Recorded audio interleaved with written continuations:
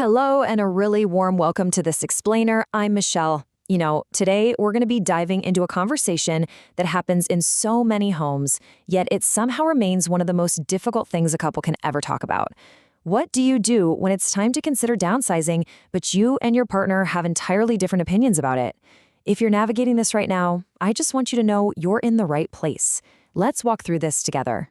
People always say the house isn't just a building, it's a chapter of your life. And it's so true. For most of us over 50, a home holds our memories, our sense of security, and honestly, a huge part of our identity.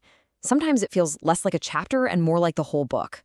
So if you and your spouse are bumping heads over whether or not to move, please know it's completely normal. You weren't just debating square footage here. You're trying to figure out how to close one deeply meaningful chapter and start a brand new one.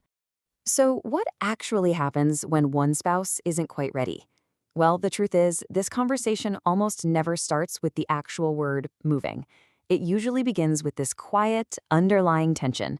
It's a passing comment about the stairs getting a little too steep, or maybe a Saturday spent doing yard work that used to take an hour but now somehow takes up the entire day. One person in the house has quietly started doing the math, while the other isn't even ready to pick up the pencil. And I want to be absolutely clear right here, there is no wrong person in this dynamic. And the data actually backs up this tension perfectly. To put things into perspective, according to the 2024 Home and Community Preferences Survey from AARP, while nearly two-thirds of adults over 50 say downsizing is definitely worth considering, a massive 75% still want to stay in their current home as they age. That tension, it lives in real households between two people who love each other very much, but just want very different things right now. Okay, moving on to part one, real couples, real choices. Sometimes the best way to understand our own situation is to look at how others have navigated theirs. Let's look at Sandra and Ray. Sandra had been thinking about moving for about 2 years. She loved the 4-bedroom home where they raised their kids, but, the sheeting bills were climbing, the master bathroom needed some unbudgeted work, and her aging knees were really starting to feel those stairs. Now, Ray, on the other hand, wasn't entirely against moving in principle, but he just wasn't ready. He had this workshop in the garage he'd spent 20 years building, their neighbors were dear friends, and their church was literally just 3 blocks away. For Ray, moving felt like closing the door on something he just wasn't finished with yet. The really crucial takeaway here is how they handled this stalemate. Sandra didn't push. Instead, she suggested a totally different approach. They just looked at the numbers together, with absolutely zero commitment attached. No real estate agents, no stressful open houses. Just a quiet, calm conversation about their actual options. And you know what? They were surprised. They realized that they had way more equity than they thought, and they found nearby communities that would keep Ray close to his church and his friends. They didn't make a final decision that day, but they finally started really talking. Next up, we have Margaret and Dennis. Now, they actually both agreed they would downsize eventually.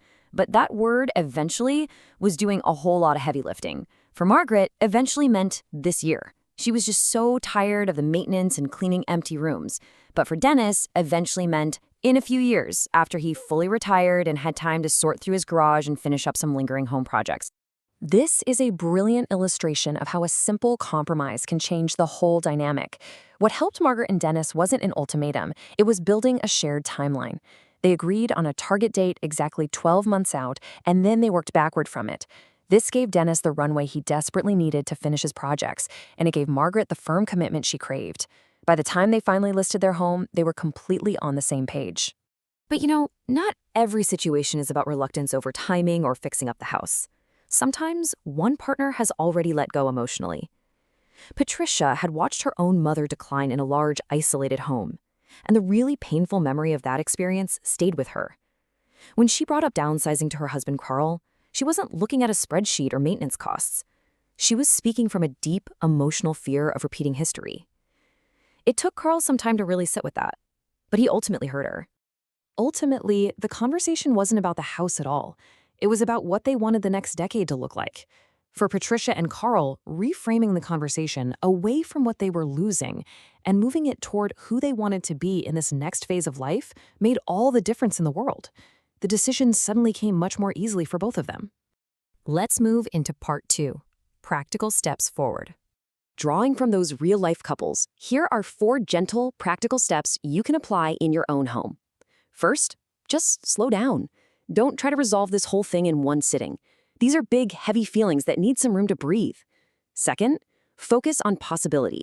Try to shift the conversation from what you're leaving behind to what you're moving toward. Third, look at the numbers with no pressure. Understanding your actual equity gives you a solid foundation so you aren't just talking in the abstract. And fourth, become co-pilots. Give the reluctant person a really meaningful role in the process. When someone feels like a move is just happening to them, resistance grows. But when they are a co-pilot, the whole journey changes. And if it feels like it's taking a really long time, please be reassured by this. A Baylor University study actually found that couples arrive at these decisions gradually, through repeated, open conversations over time, rather than one single, dramatic turning point. It's a journey, not a light switch. And that brings us to part 3, your next chapter together. You know, knowledge is absolutely one of the best ways to replace fear.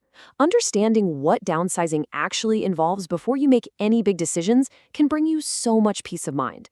To help with that, we offered 2 entirely free guides: The Upside of Downsizing, which walks through the real benefits of making a move, and 10 Ways to Make Downsizing a Bit Easier, which offers a really gentle step-by-step look at the process. There is absolutely no commitment required to check these out. It's simply helpful information for you to have in your back pocket. As we wrap up, please remember this. There is no right pace for this process. Some couples spend 6 whole months just talking before taking a single step, while others move pretty quickly once the conversation finally opens up. What truly matters is that both people feel deeply heard and not just managed. If you're sitting here listening to this explainer alone right now and your partner isn't quite there yet, please know that your experience is completely valid. This is quite literally one of the most human conversations a couple can ever have. So I want to leave you with this one question to think about. How will you start the conversation about your next chapter? Take a deep breath, lean into empathy, and simply start talking. Because you aren't just packing up a house, you're making room for whatever wonderful things come next. Thank you so much for spending this time with me today.